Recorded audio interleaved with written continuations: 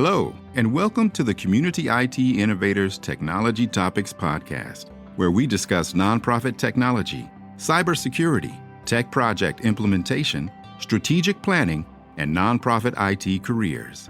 Find us at communityit.com. Thank you for joining Community IT for this podcast, Part 1. Subscribe wherever you listen to podcasts and leave us a rating to help others find this leadership resource for nonprofits. Listen for Part 2 in your podcast feed. Welcome to the Community IT webinar, celebrating the re-release of our Playbook on Cybersecurity Readiness for Nonprofits with the author, Matt Eshleman.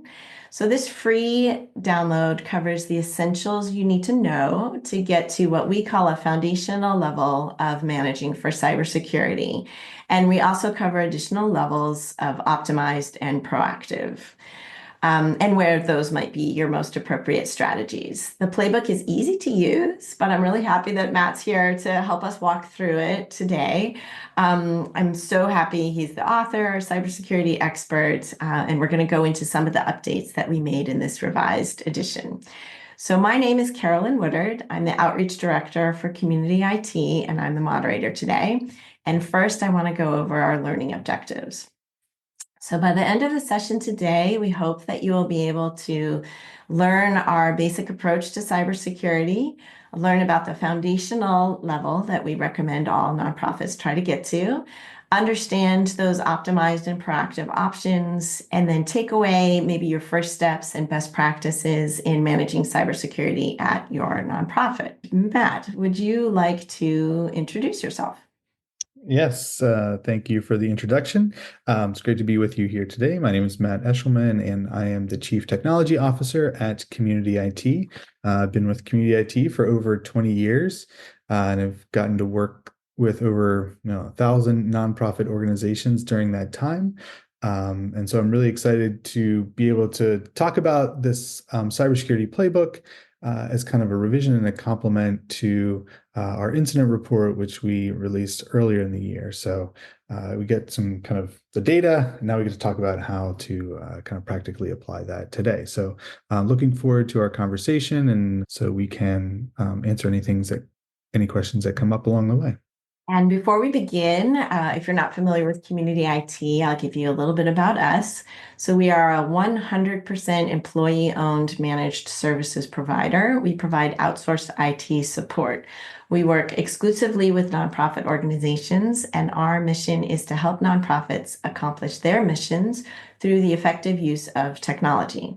We are big fans of what well-managed IT can do for your nonprofit, and we believe all nonprofits deserve well-managed IT. We serve nonprofits across the United States. We've been doing this for over 20 years, and we are technology experts. We are consistently given the MSP 501 recognition for being a top MSP, which is an honor we received again in 2024. So I just want to remind everyone that for these presentations, Community IT is vendor agnostic. So we only make recommendations to our clients and only based on their specific business needs. And we never try to get a client into a product because we get an incentive or a benefit from that. But we do consider ourselves a best of breed IT provider. So it's our job to know the landscape, know what tools are available, reputable, and widely used. And we make recommendations on that basis for our clients based on their budget needs, their priorities, their business needs. We got a lot of good questions at registration, so we're going to try and answer as many of them as we can. But anything we can't get to, I'll have Matt give us some written thoughts, and I'll append that onto the transcript. So as I mentioned, we had at registration a question where you could put in your greatest fears around cybersecurity, and October is Cybersecurity Month, so scary. So I thought it was really interesting. I took those fears and I made this word cloud out of them, and you can see ransomware kind of came up. Many people had put that in. So Matt, did you want to talk about this visual at all, though? Yeah, I mean, I think it's really interesting to get that perspective for what the biggest concerns that individuals or organizations face, and I think that ransomware term really does catch a lot of our imagination. It certainly makes the news. And I think it preoccupies a big part of our brain whenever we think about cybersecurity and kind of how do we protect ourselves. Um, I will say, whenever we look at the data for the organizations that we support, right, we support about 200 nonprofit organizations. We haven't had a ransomware incident at our clients for, I think, over 5 years now. And so I do think that there's a difference between the big enterprise and kind of the on-prem server infrastructure that a lot of organizations still maintain that is still very vulnerable to ransomware, and the distributed cloud environment that many of our nonprofit customers have been moving to. We're really getting rid of servers. Many organizations are 100% in the cloud. And so there's other risks to be sure. But ransomware, whenever we actually look at our numbers for the nonprofit sector, is not kind of the most common or even a very likely threat. So I put together a word cloud for how I think about cybersecurity and the issues that our clients are actually facing. And the big word that you'll see front and center is fraud. And maybe this needs to be wire fraud, tied to scammers, but I think understanding that most of the cyber issues are really driven by cyber criminals, and this is a financial enterprise, is helpful. Ransomware certainly has that, kind of end result, right? Encrypting your files, extorting people for, for Bitcoin or for whatever to kind of release that information. But what we see for small to mid-sized organizations is that the biggest issue that they face is really wire fraud that is related to updating payment information, changing banking account for partners or even employees, and redirecting those payments into accounts that are controlled by the hackers, not by the individuals. And so again, a lot of that then is initiated because of compromised accounts that are stolen through weak MFA controls or attacker in the middle. And so, that's what we see a lot. And so that also informs the playbook in terms of what we're focusing on and some of the emphasis that we have on protections around email that you'll see whenever we get into it. So I think this graphic to me really highlights the things that you should be worried about, and that helps, I think, align and prioritize some of the protections that organizations should be investing in.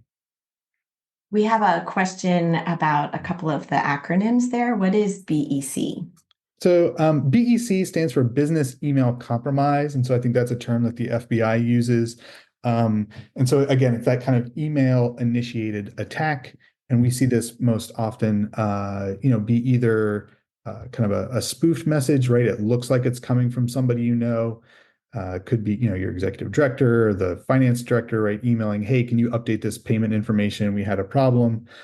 It could also be initiated from maybe a partner organization that had one of their staff compromised, said, hey, we had a problem receiving that grant. Our bank had some issues. Here's the updated information. Please apply the payment here. So that act of email initiated kind of fraud is called business email compromise.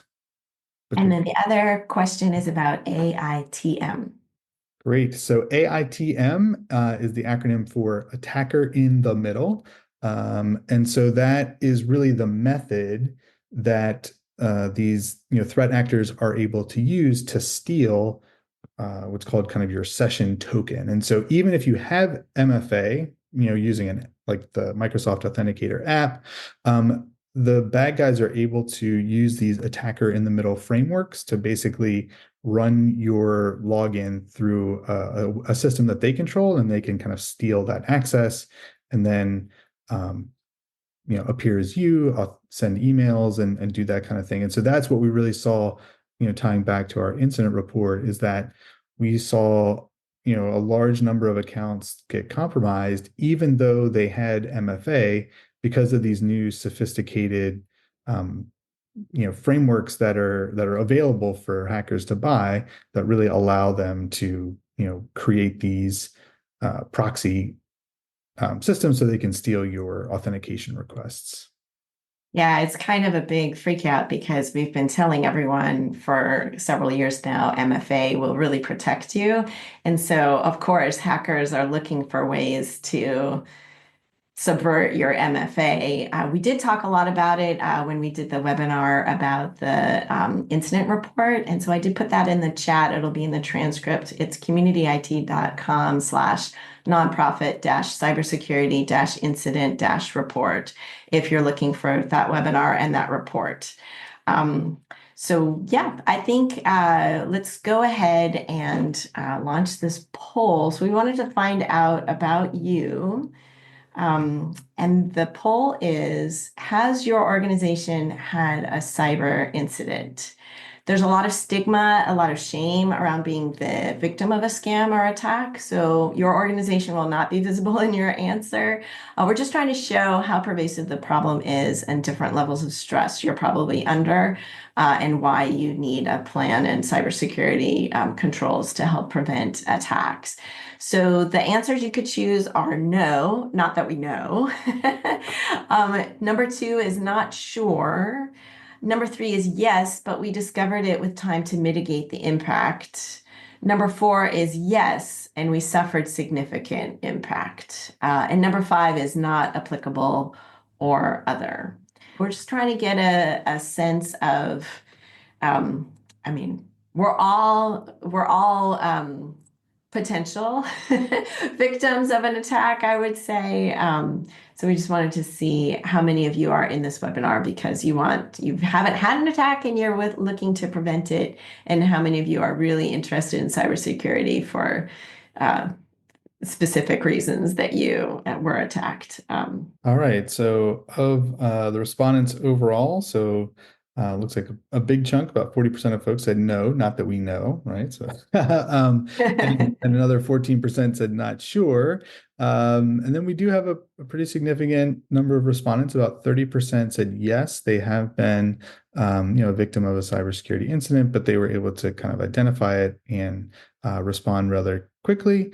And then another 14% said yes, and then and suffered a significant impact as a result. Now, we didn't dive into that, but I assume that could be significant financial loss, which is something we've certainly seen, or a big incident response. Maybe cyber liability insurance was involved and forensic, response. And that all gets very expensive very quickly. So And stressful. I think one of the yes, biggest very costs to stressful. nonprofits is the stress that the whole staff goes under when you have to respond to any kind of attack like this. It just saps your energy. It's very, very stressful. All right. Well, thank you everyone for responding to that. Really appreciate it. Before we get to the playbook, Matt, I wanted to ask you the bigger picture of what we are seeing in cybersecurity these days. So why did we update the playbook now? Mm-hmm. Yeah, so I think the last time we launched the playbook was maybe back in 2021, so several years ago. And things changed over time. The IT landscape is certainly very different now than it was in 2021, and we're seeing certainly different results. That MFA example is, I think, a good one. Whenever we first did our incident report, if you had MFA, you were basically immune from being hacked. But now that's the kind of the old MFA methods, haven't really kept up. So for us, it's really a good time to, review what we've put in place, what has been working, and match that up with what, current protections are in place for organizations as they are, in a new environment. Cybersecurity is really it's a journey. It's not a destination. You're kind of never going to get to a place where you can kind of be like, all right, we're done. We've, put in place all the protections. We don't really need to make any more changes. This is something that grows and evolves over time and requires, ongoing attention and investment. So in terms of the cybersecurity landscape, I think this top bullet point has probably been in every presentation I've ever given about cybersecurity for the last, 10 years, but it's still, I think, worth saying is that cybersecurity impacts every organization. Nonprofits are not too small to fly under the radar. I was actually just looking at Microsoft's digital defense report that came out. The top three sectors that are targeted by cyber criminals are IT, education, and then kind of like nonprofit public sector, right? So there is a need for that ongoing education, that just because you're a nonprofit, you have a great mission, you have great staff, doesn't mean that the bad guys will leave you alone. And that leads into the second point, which is this really is a cyber criminal enterprise, right? This is a business opportunity for organized criminal groups. Yes, there are, the proverbial hacker kid in their parents' basement. But what we really see is, kind of well organized, maybe even well funded groups that are doing this as a as a financial means. And so again, if they can get, send you a well-crafted email and get a $200 gift card to Amazon, like that may be a good use of, an hour of their time.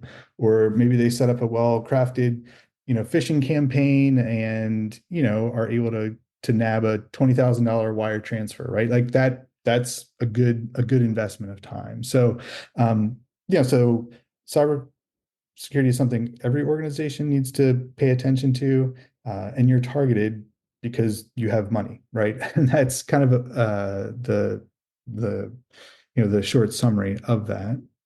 I think the other thing that we have seen, and this has been a trend for a while, is that the cyber liability insurance is kind of normalizing those controls. I think the good news is that the year-over-year cyber liability insurance premiums are starting to recede or not increase as much, but the number of controls that they expect to be in place is certainly getting a lot more strict, right? 5 years ago, you could put down whatever you want, and you could get cyber liability insurance. Now that's not the case, right? So unless you have MFA, unless you have a security awareness training program in place, unless you have third-party spam filtering, right, they may not write you a policy unless those things are actually in place and in use. The note here, I don't think you can have a presentation and not mention AI, but I think that really is changing the game. Kind of both on the defense side, right? There's lots of tool investment in terms of, kind of helping to filter and cut down on the response time needed to analyze an attack.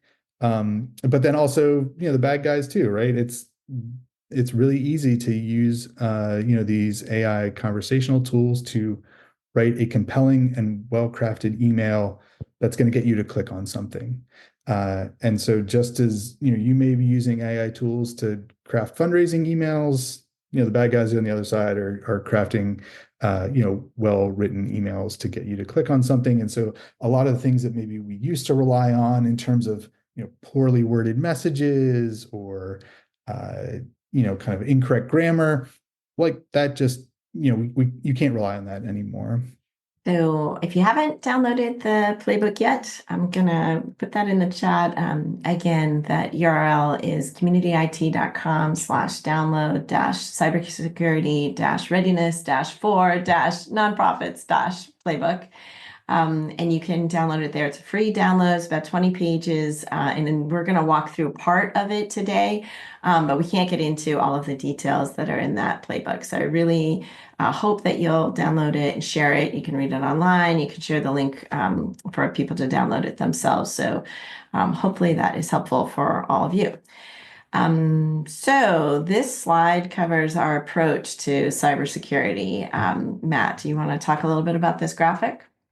Yeah. So again, I think this is a graphic that we've used for a while, and there have been a couple of edits. But I think in general, this holds up and is still reflective of the lens that we view our approach, which is really rooted in policy, right? So having a strong policy foundation really helps to inform, kind of how and which types or the method that you're going to go about implementing some technical solutions. So that policy work is important for organizations to do, just to develop common ground that they can all understand and be on the same page in terms of how are we handling corporate devices versus BYOD devices, or how are we handling information systems? What types of data are we going to store? Do we need? And so establishing that security policy foundation, it gives you a good place to build. The next thing on the list is really security awareness training. As the CTO, I love all the tech things. There's lots of awesome technology tools that can be used to protect organizations. But I really think that investing in your people gives you probably the best return on any cybersecurity investment that you can make. Having your staff be engaged, knowing, what to look for, knowing who to talk to if they, have an issue. All of those things help to protect your organization, because at the end of the day, right, we don't want people to open up stuff they're not supposed to, click on links that are dangerous, get tricked into, providing their credentials or providing their credit card information to somebody that's asking. And so again, educating staff is really important, and something I would really focus on after that policy layer. Then we have lots of different technology solutions. Again, that kind of blue line, is representative of the different control areas. So your identity and account management, the data that you have, the devices that are being used to access organizational data, your network perimeter, whatever that looks like. It could be an office firewall, but it could be, you may have 50 home, internet connections that you need to think about securing, kind of your own website, and kind of public web presence. And then finally, this top layer we refer to now as compliance. That is the piece of this graphic that's changed from last time. So I'm glad we get to talk about it. Yeah, because I think what we see is that, it kind of started with cyber liability insurance being a real driver for organizations to make, real technical changes to their organization. But we are now seeing compliance standards being implemented or demanded by funders for organizations that maybe have government or federal contracts. So adopting some sort of formal compliance standard and being able to demonstrate that, yes, we are following the CIS controls, or we are following NIST, is kind of that top level control that, drives some of these decisions as well. I think it also could be, for organizations that may not yet have those formal compliance requirements, kind of governance may also be a term, right? And so how do we make decisions around what we're investing in protecting and how we're going about making those choices is really at the top. So again, if you have that good foundation of policy, that allows you to build and make good decisions around some of the technology and process tools that you need to implement along the way. I like how that we were talking a little bit before about how that helps kind of wrap this graphic and our approach together. So you have those security policies as your foundation. They're the bottom layer of what you need to be able to manage your cybersecurity.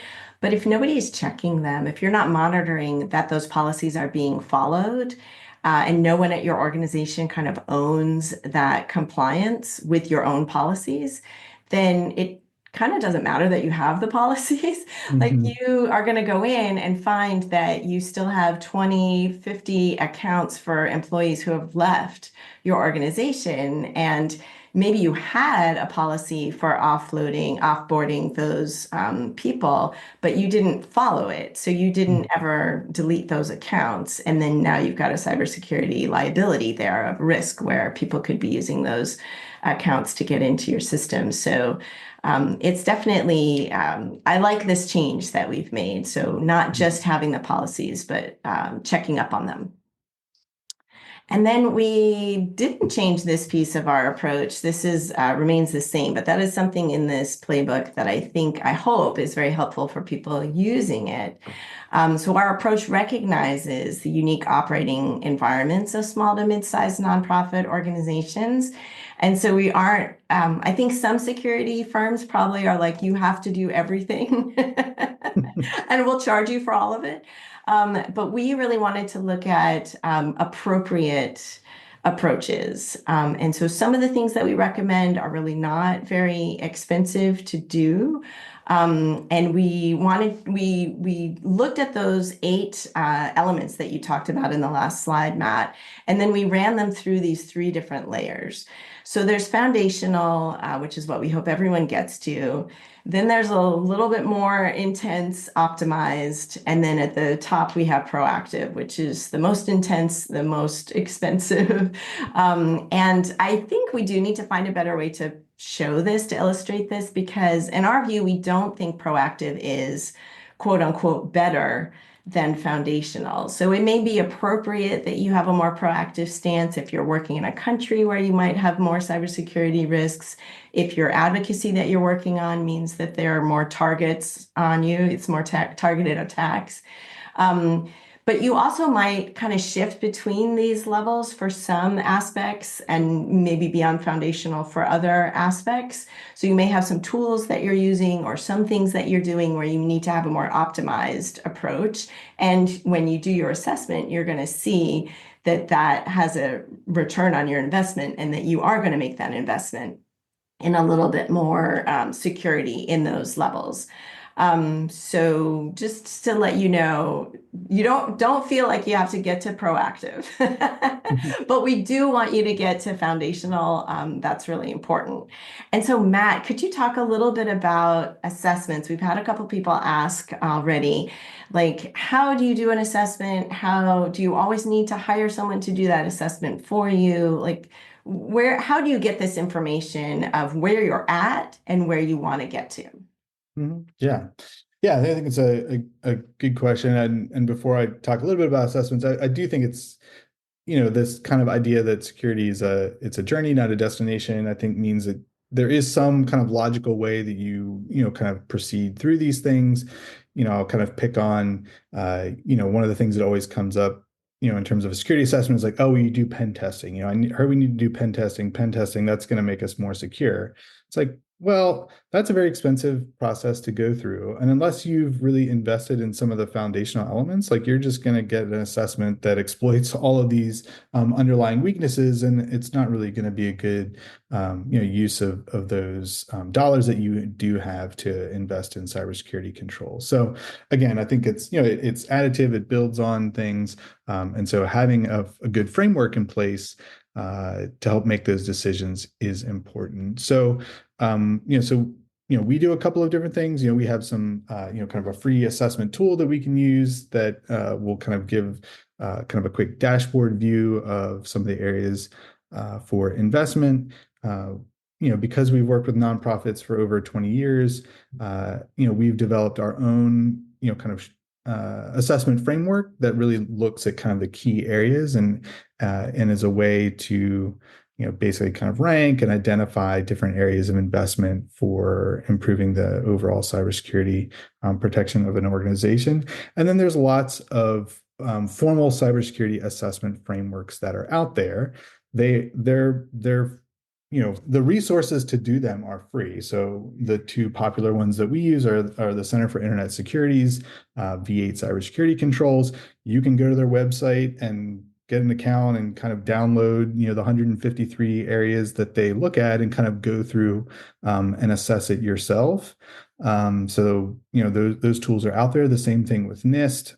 Those are kind of public resources that are available.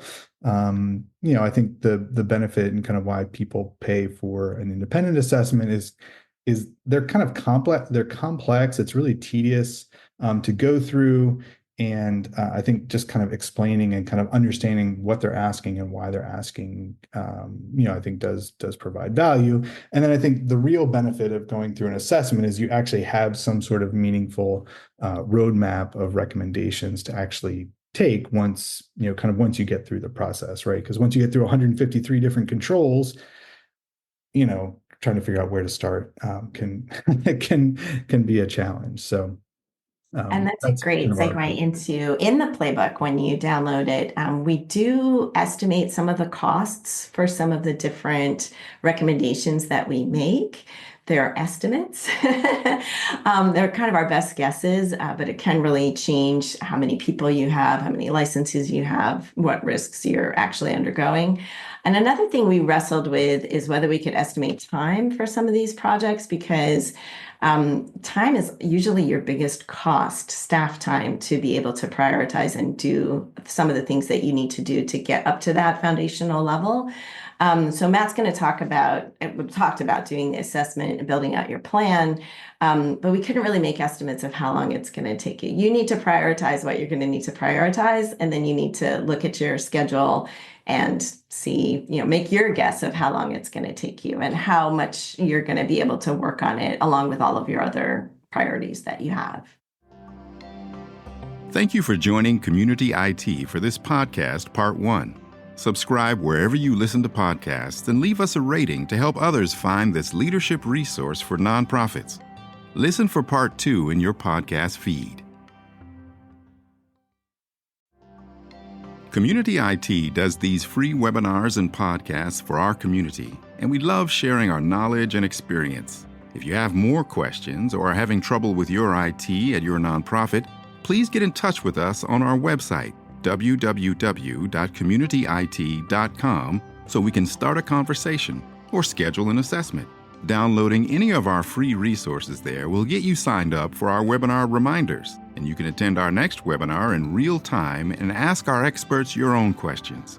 If you love podcasts, please subscribe and leave us a rating to help others find this leadership resource for nonprofits.